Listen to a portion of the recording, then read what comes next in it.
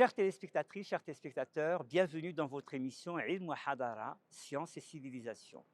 Comme vous le savez, cette émission est consacrée aux chercheurs de premier plan, aux chercheuses de premier plan. Aujourd'hui, je vous propose de faire un tour du côté des mathématiques avec Moulay Hassan Habib. Bonjour, Bonjour, très heureux de vous avoir parmi nous. merci de l'invitation. C'est un réel plaisir d'être avec vous pour cette belle émission que je ne manque jamais. Merci beaucoup, Moulay Hassan. Moulay Hassan, vous êtes un mathématicien Oui, confirmé. Avant d'aller dans le détail des mathématiques qui vous plaisent et auxquelles vous avez consacré plusieurs décennies maintenant, voyons un petit peu d'abord votre parcours et vos motivations. Vous êtes né dans quelle région du Maroc? alors je suis né dans la région de Rachidia, dans un D'accord. qsar qui s'appelle Douira, Sud-Est. au sud-est. Il est situé entre Rachidia et Erfoud. D'ailleurs, j'avais fait mes études de collège à Collège Nakhil à Erfoud. C'était l'unique collège à l'époque. Waouh. Ensuite, j'ai fait le tronc commun à El Rachidia, lycée Ibn Tahir. C'était un nouveau lycée quand j'arrivais parce qu'il n'y avait que le lycée Sigil Massa. Et puis après, vu, on avait un professeur de maths qui a tout de suite déniché qu'il y a une concurrence dans la salle. Ah, Et donc, il a commencé à poser des interrogations, avec une interrogation pour les moyens et ah. ceux qui veulent 0 au 20, je me rappelle. Oh là là, c'est un pari ça. C'était un pari. On était, je crois, 4 ou 5 dans la salle. D'ailleurs, la plupart, ils ont fait des études supérieures. Ils sont déjà, ont été des cadres. Et dans ce cas-là, on était en concurrence. Donc, je choisissais toujours l'interro 0 au 20. C'était Ah une oui, concurrence avec les collègues qui étaient terrible, des copains. terrible. Et c'était que c'est les meilleurs qui partaient en sciences maths, parce que sciences maths n'existait pas à l'époque à Rachidia, donc il fallait aller au prestigieux et historique lycée Tariq, Qui se trouvait à Azro. à Azro. Ah oui, il fallait remonter. Voilà, donc j'ai remonté, ce qui m'a fallu à l'âge de 13 et demi, 14 ans, de faire le chemin par bus depuis Rachidia jusqu'à Azro. Ah. Et des fois, il y avait de la neige, on était arrêté dans la Vous route. étiez interne ou vous étiez... J'étais interne. Ah oui, Toute ma scolarité au lycée et au collège, j'étais interne. Et d'ailleurs, il y a une chose je dois préciser, que c'était l'époque aussi où tout le monde ne passait pas le certificat primaire. mais oui, mais Il y oui. avait une sélection dans la classe. D'ailleurs, je tiens à rendre hommage à mes maîtres de CM1 et CM2. Il y en a parmi eux qui ne sont plus de ce monde, mais mon professeur Houla Rose, avec qui j'ai toujours des contacts, Ah, malgré toutes ces décennies, qui nous ont bien formés parce qu'on était une quinzaine à passer le certificat primaire.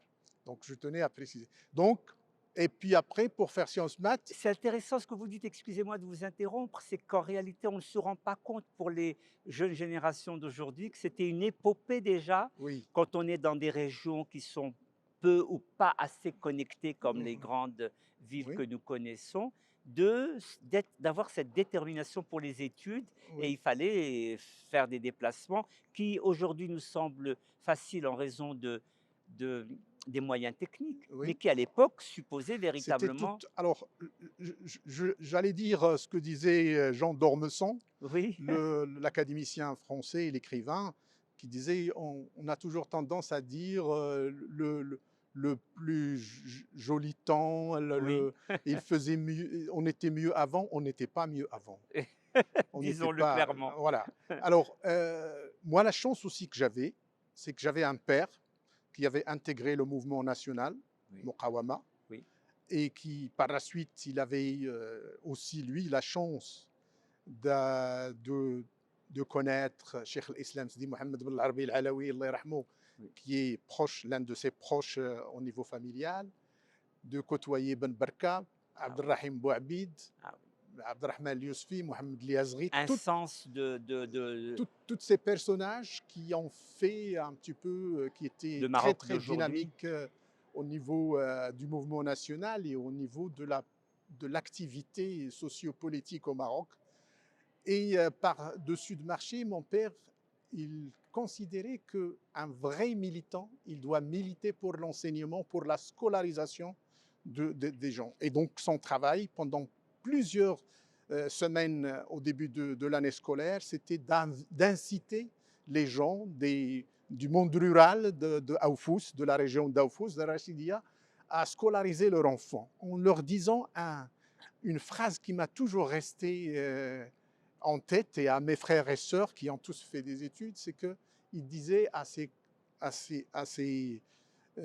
copains au niveau du bled, il leur disait C'est très beau.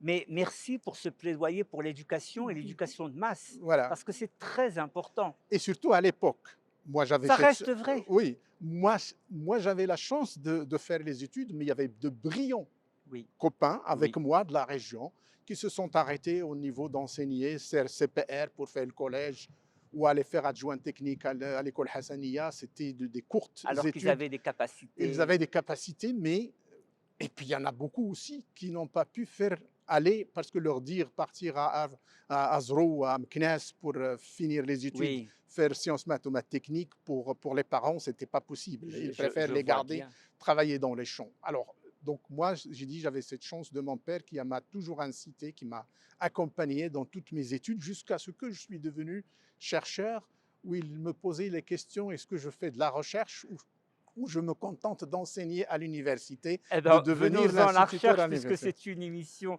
Voilà. dévolue à la recherche. Donc, vous faites des études universitaires. Dans quelle ville vous les faites? Alors, j'ai fait, à l'origine, je voulais faire, même avec un bac sciences maths, je voulais faire médecine. D'accord, oui, Mais cette année, il y avait l'ouverture des NS, des écoles d'accord, normales supérieures, oui, Taqaddoum, Suissi, etc., à Marrakech.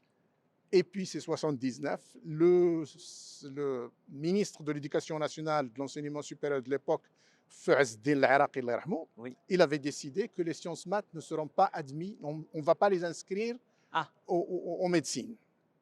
d'accord, C'était pour nous pousser à aller aux NS, parce qu'il d'accord, y avait un besoin, il y d'accord. avait la marocanisation, de l'enseignement tout court. Et donc, il fallait pousser les gens qui ont fait sciences maths. Il y avait beaucoup de besoins en mathématiques et en physique. Et peut-être maintenant aussi, on va y revenir si on a le temps à la Oui, fin. Donc, ce qui fait que j'étais pratiquement contraint à aller soit à l'école Mohammedia, oui, soit à la fac des sciences. oui. J'ai choisi l'université parce que j'ai considéré, et c'est là aussi un petit peu l'éducation que j'avais, que être à l'université, c'est d'être étudiant tout au long de la vie, C'est vrai, même quand on devient c'est vrai. chercheur. Donc j'ai fait maths physique, une licence de maths physique, et je Comment suis, le choix a été porté plus vers les mathématiques que pour la physique, ça comme j'avais, m'intéresse toujours. alors, j'étais toujours fasciné par les maths et Oui, par ce qui était impulsé de façon, je dirais, de façon spontanée comme ça, de façon innée, à partir de cette concurrence qu'on avait entre collègues très tôt, oui. très tôt. Une belle concurrence. Oui, une belle concurrence. Et vous savez, Rachidia, il était connu par beaucoup de gens qui ont fait des mathématiques et qui aiment les mathématiques. Bon, est-ce que parce que les mathématiques ne demandaient que des crayons et du papier calque et un livre pour Beaucoup travailler, d'abstraction. beaucoup d'abstraction. Donc, j'ai fait une licence de mathématiques appliquées parce que, en arrivant, quand j'étais en première année de fac, il y avait l'ouverture de mathématiques appliquées. Il n'y avait que maths pure. Il y avait, grâce au professeur, à qui je rends hommage, professeur Abdelhaq El-Jay, qui est membre de l'Académie des sciences Hassan II, mais aussi de feu professeur Sharqawi. Oui. Ils ont monté une licence de mathématiques appliquées. Où il y Donc là, avait on est dans quelle ville pour à vos Rabat. études à Rabat? Il y avait Rabat, parce que 79, à peine, il y a Marrakech qui Oui. ouvre, et puis il y avait Fès aussi. Et Tétouan est arrivé par la suite. Donc, j'ai fait une licence et par la suite, je suis allé faire une thèse, le DEA d'abord, Oui. et puis une thèse de maths appliquées à Pau. Et pourquoi Pau? D'ailleurs, c'était. Oui. Pourquoi Je l'université de suis Pau? allé, j'avais une inscription à Strasbourg, à Montpellier, et puis à Pau. Et on n'était pas bien informé comme aujourd'hui par rapport à ce que c'est que le DEA, on va y aller. Il n'y Pour avait pas moi, Internet. il y a l'inscription, il faut y aller. Oui, Et puis, il n'y avait pas le visa, on mettait notre sac à dos, oui. c'était faire La mobilité était beaucoup plus facile. la mobilité était facile, mais il n'y avait pas les moyens d'aujourd'hui. Non, On faisait le train pendant 36 heures, voilà. Qui avait son 30 heures, charme aussi. voilà, qui avait son charme. Et donc, je suis allé voir le professeur El Jaï, vu que c'est lui qui a lancé la maths appliquée, l'informatique au niveau de la fac des sciences arabes. Je lui dis, voilà, j'ai 3 inscriptions, qu'est-ce que vous me conseillez? Oui, Il m'avait dit, vous n'avez pas écrit à Paris? J'ai dit non, Paris c'est la grande métropole, il y a des oui, difficultés pour le logement, oui. etc. Donc il m'a dit, le DEA de Pau, il est similaire, il se fait en coordination avec Paris 6, Ah oui, parce qu'il y avait Jean-Marie Thomas, Jean Genet, il y avait d'éminents profs qui enseignaient dans ce... Donc j'ai fait le DEA à Pau, magnifique. et par la suite j'ai commencé ma thèse Sur place. sur place. Alors la thèse... C'était quoi son intitulé? La thèse, c'était l'utilisation de la méthode de Lyapunov pour des équations à retard. Alors, équations à retard, Alors c'est ça des veut dire équations à quoi? mémoire. D'accord, Vous avez une équation différentielle, c'est une équation qu'on connaît, du pendule, d'autres qui sont connues en physique. C'est de la forme dx sur dt égale à f de x de t, mais une équation à retard, c'est dx sur dt est égal à f de x de t moins un retard. C'est ce qu'on peut appeler aussi des équations à mémoire. Et ces équations, d'ailleurs, qu'on peut trouver, je peux en parler tout à l'heure, dans les problèmes de biologie, oui. d'écologie, de physique, Quand on parle de mathématiques appliquées, en théorie de d'ailleurs, signal. quand on Par parle de exemple, mathématiques appliquées, on a voilà, justement tous les domaines que vous avez tous les cités. domaines. Tous les domaines. Et Donc, qu'est-ce qui est spécifique de ces équations différentielles à retard pour qu'elles soient si facilement applicables à différents alors, domaines? d'abord, parce que le retard, Oui, dans chaque phénomène naturel, oui, il y a du retard. J'ai parlé de la théorie de signal. bien Vous sûr, lancez un signal pour qu'il apparaisse de l'autre côté, même avec la vitesse qu'on a aujourd'hui, il y a toujours un petit retard. bien sûr. Vous avez, Ne serait-ce que la lorsque- constante de Planck. lorsqu'on attrape une grippe, Oui, avant que oui, on a le virus quelques jours avant. oui. C'est-à-dire, il y a une période d'incubation qui peut être Avant modélisée la comme avant la symptomatologie. symptomatique et avant qu'on déclare la maladie.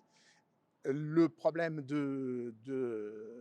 aussi, mais ça, je ne sais pas si on aura le temps d'en parler, il y a plusieurs types de retard. Par la Ah, suite, il y a toute une théorie qui a été développée par l'école de feu Jack Hale, qui a fini sa carrière à Georgia Institute of Technology, et qu'on a eu le privilège de recevoir à Marrakech. Donc, et toute une équipe aux États-Unis, en Allemagne. En France, il y avait très peu d'équipes qui s'intéressaient au retard. Et parce que le retard, nous, on s'est intéressé, parce que mon prof, Ovidarino, qui était un humaniste de première classe, oui, un ami du Maroc, qui a formé une quarantaine d'étudiants marocains, magnifique.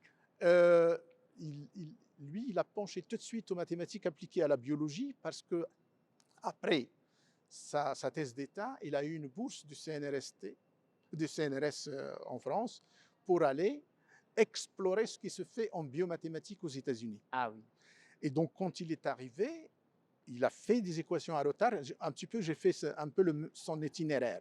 Au départ, il a fait des équations à retard théoriquement parlant. Il a développé des méthodes. Moi, j'ai travaillé sur un système d'équations différentielles à retard où il y a un petit retard. Et donc, le petit retard, c'est qu'est-ce que qu'il permet? au niveau méthode mathématique, Oui, nous avions des problèmes de dégénérescence. C'était un système.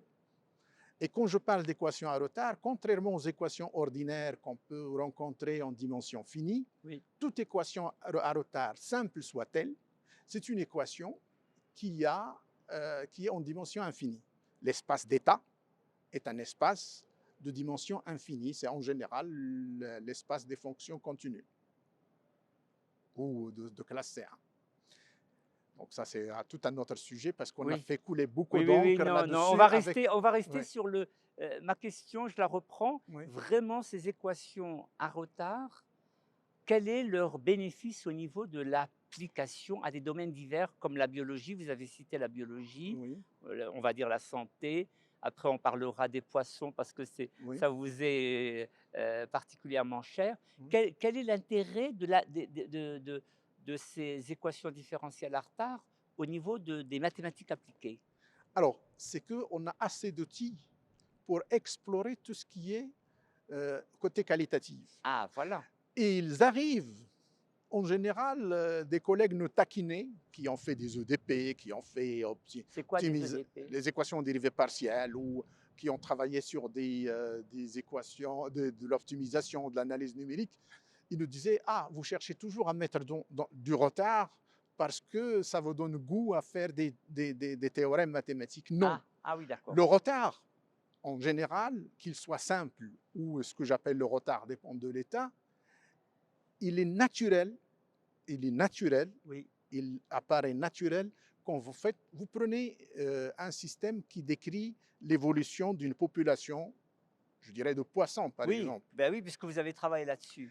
Alors, ce système-là, quand vous essayez, vous savez, si je prends le cas de la sardine, Oui, il a un cycle de vie oui.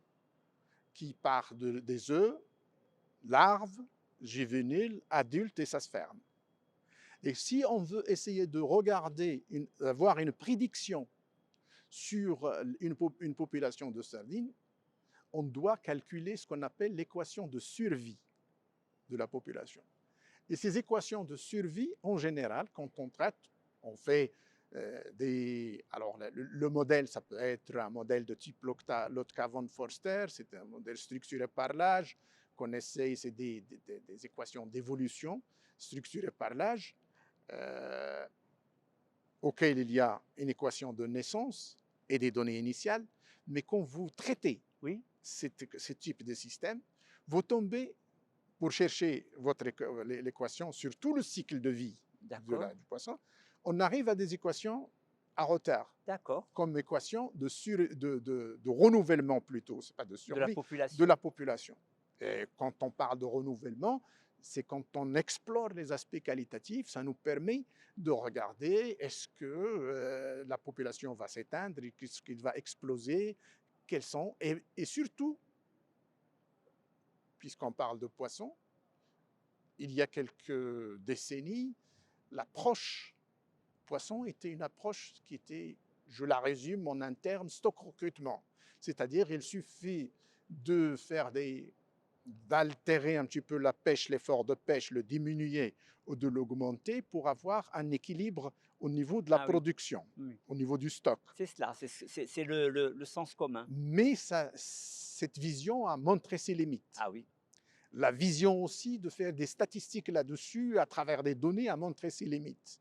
Pourquoi? Parce que les modèles qu'on trouve aujourd'hui, c'est des modèles qui, on était obligé, pour voir certains détails, de regarder tout ce qui est lié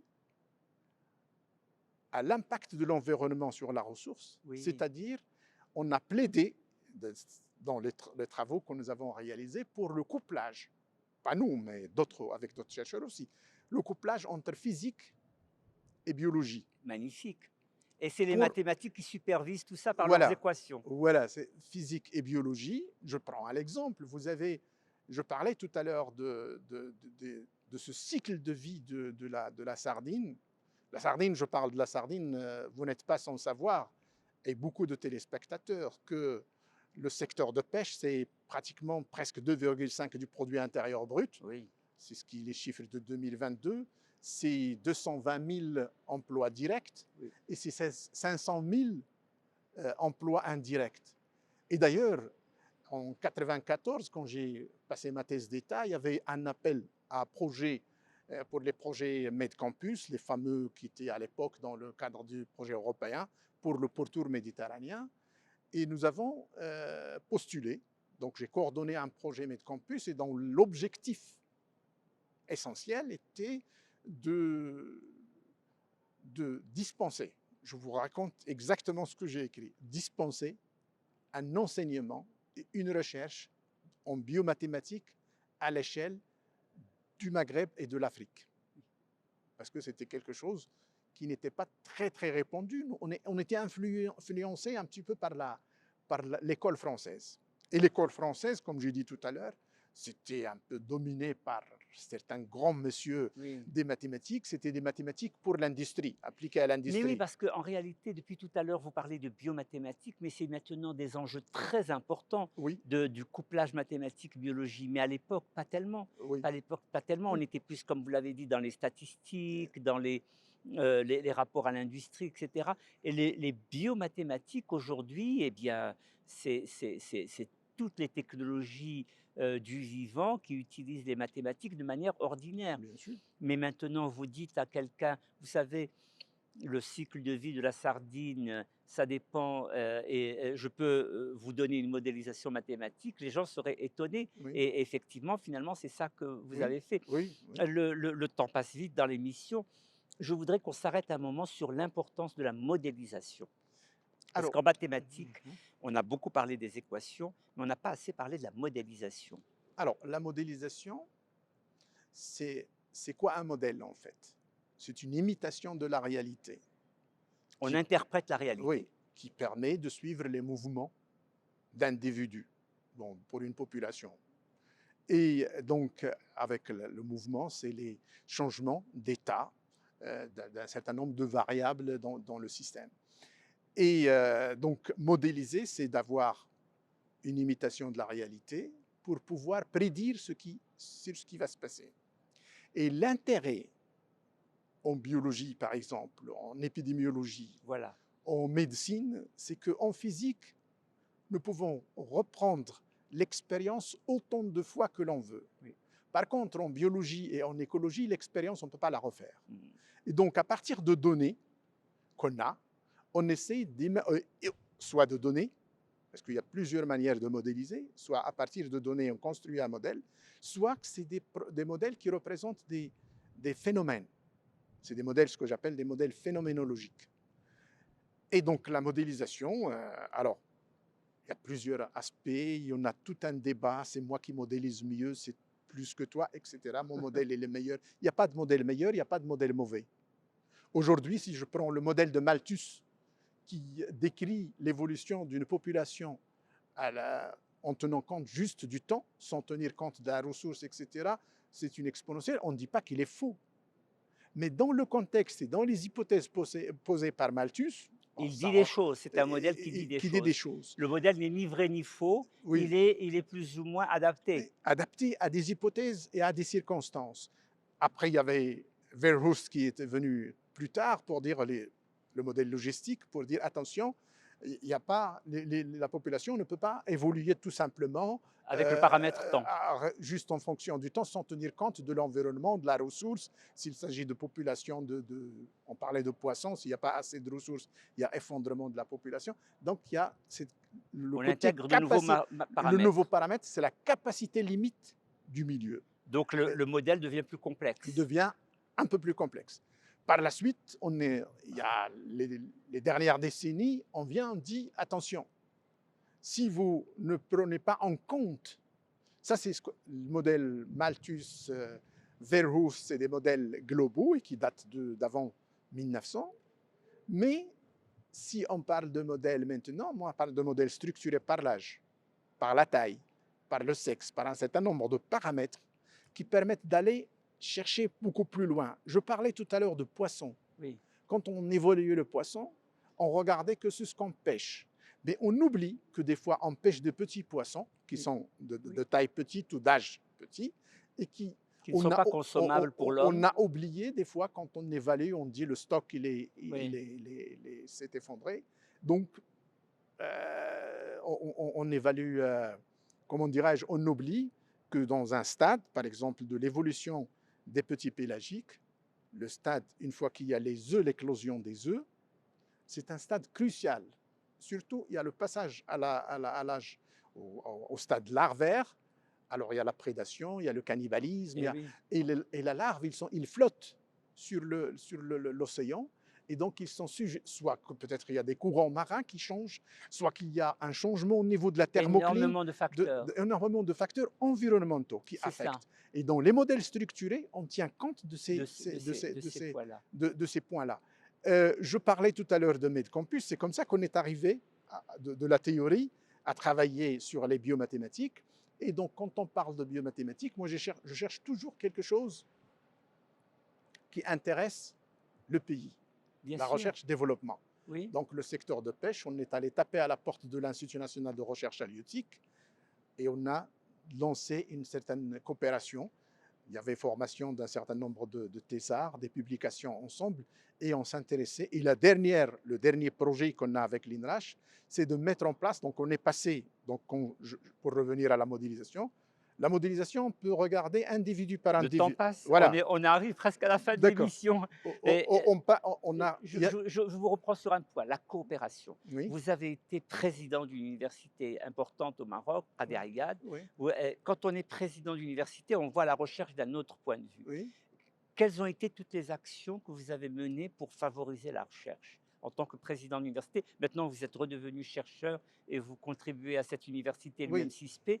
Mais précisément, parce qu'on vraiment on arrive au terme de l'émission, vous avez parlé de coopération. Je sais que vous avez eu beaucoup de partenariats avec le Cameroun, l'Allemagne et vous pouvez me citer d'autres pays. Mais précisément pour les 2-3 minutes qui nous restent, parlez-moi de cette recherche du point de vue d'un décideur public que vous avez été.